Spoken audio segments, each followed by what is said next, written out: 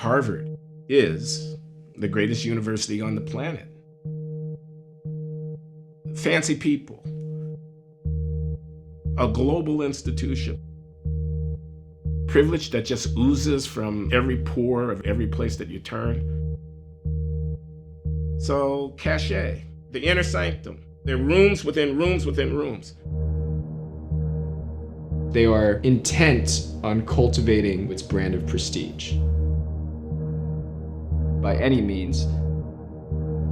We could fill our classes with the very smartest, best performers, but we choose not to. Diversity pressures are the keenest at the most elite institutions. Why?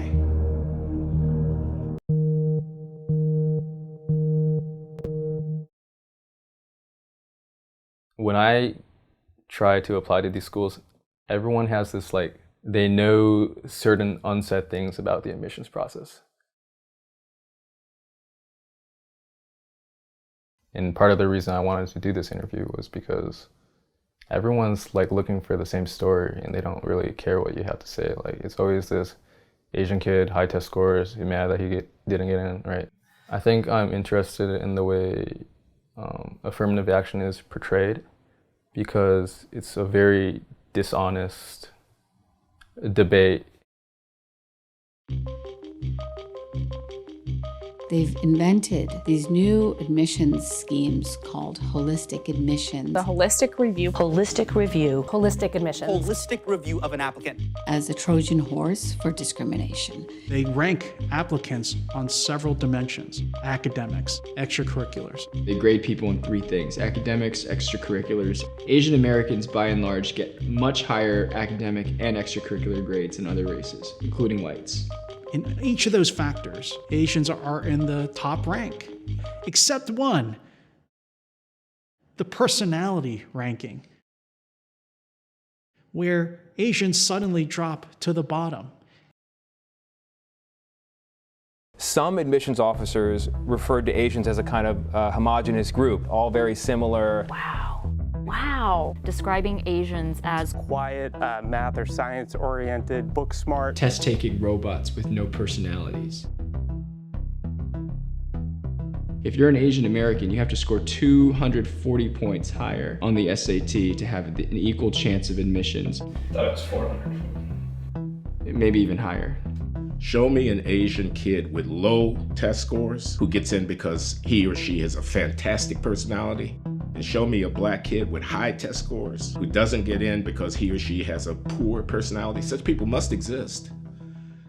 Can you find them at Harvard?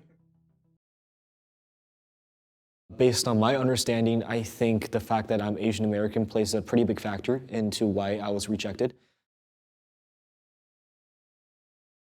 I think admission officers definitely have, I don't know for sure, but either a hard or soft quota on the number of incoming Asian students into the Harvard class of 2025. And I think, again, this personality factor that is now plays a pretty big role in the entire holistic admissions process is an invented barrier, actually, an obstacle to target specifically Asian American students to limit their numbers. They use the holistic admissions process as kind of like a weapon to balance the makeup of Harvard. Systematically, they receive much worse ratings, Asian Americans, than other groups. Harvard is able to say, oh, that's why you don't deserve to get in. Yeah. If we were skeptical of the institution, we might suspect that they really wanted to discriminate and they wanted cover. So they give themselves a plausible story. Again, I'm not down in the bowels of the details of the quantitative analysis of Peter Arcidiacono. I basically followed his lead. To the extent that the courts allowed this, it provides you with a way to discriminate. The personal rating is particularly subjective. Asian Americans have unexplainably low personal ratings. And when I read the files myself, I could see it. Summer before her senior year, her and her mom got hit by a drunk driver, leaving her mom seriously hurt. As a result of issues at home, she spent some time in foster care. And her dad suffered from a severe mental illness. And she writes about all these things. And the only comment that the admissions officer makes is SS. And what SS means is standard strong. If you get that, it's like good, but not good enough. And that was the end of it. And I don't see how you could possibly give this person low marks on the personal score. There wasn't anything standard about this person's file. I think a lot of what's done on race is a PR front. Here's my guess. If you just admitted the kids who were the strongest students, Harvard would be 50 or 60% Asian. If they just did it straight up by academic performance, there wouldn't be enough room for the sons and daughters of alumni.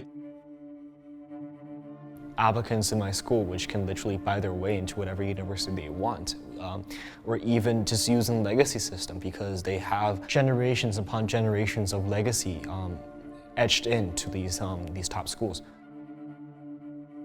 I think getting rid of affirmative action would lead to a pathway to getting rid of legacy.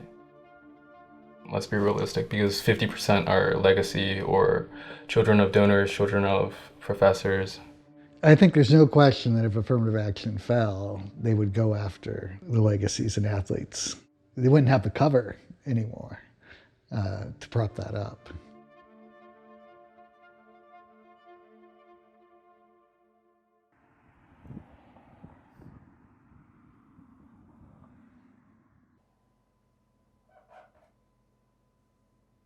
I was a child, really, of affirmative action, right? I grew up in the 60s and then the 70s. I ended up always favoring the underdog.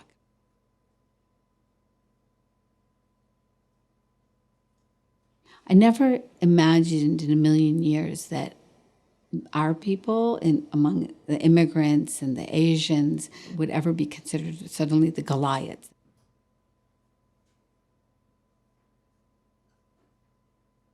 Like, these are people who fled the Cultural Revolution in China. They fled communism in Eastern Europe. My father survived the Bengal famine. My mother ate a Cadbury chocolate, on the day of independence of India from British colonialism. This was no privilege. We only knew that we had opportunity and that we were going to try to make the most of it. There's the real game, and then there's the BS game. Now, if African Americans are underrepresented amongst those who are performing at the very top, let's address that without lowering our expectation of what it means to perform at the very top. Don't patronize my people. The idea of the Civil Rights Act was that the state should not discriminate on the basis of race. Doesn't matter you're doing it one way or another. If we ban use of race in every area of life, why is it that we have it in this small area left, university admissions? Which doesn't make any sense to me. Racial engineering of the right proportions of race in society. I don't think if we continue down that road that we will be the greatest home to universities and colleges for very much longer.